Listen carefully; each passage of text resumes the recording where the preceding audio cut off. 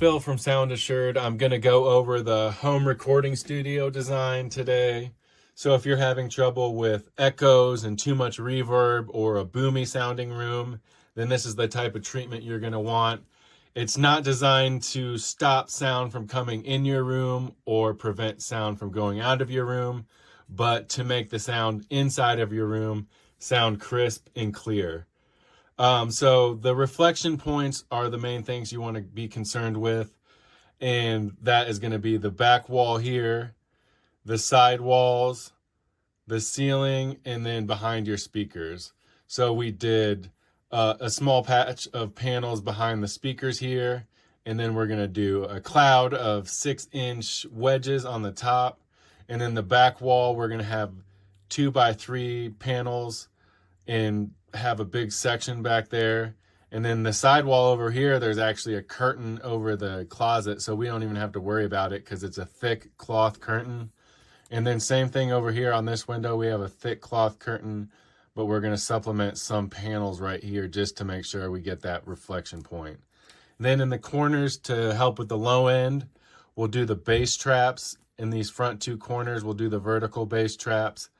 And then in the back, we're going to do the horizontal bass traps along the top of the ceiling.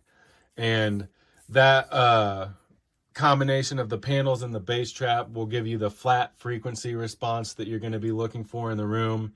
And also it'll prevent those noticeable echoes and prevent too much reverb in your room, so you get that nice, crisp and clear sound. Okay, so now we're going to talk about monitor position and kind of go into a little bit of math real quick, but you can always send us your room dimensions and we'll help you out.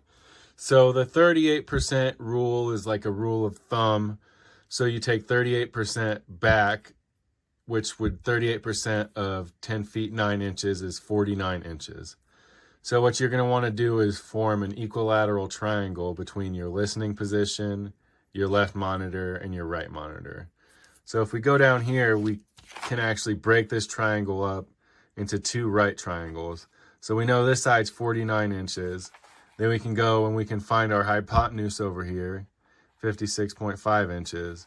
And then we can use that to get this top section, which is 28 inches. So here's the center point of the room. And we need to go 28 inches over this way for our left monitor, 28 inches over this way for our right monitor. 49 inches back, boom, there's our listening position.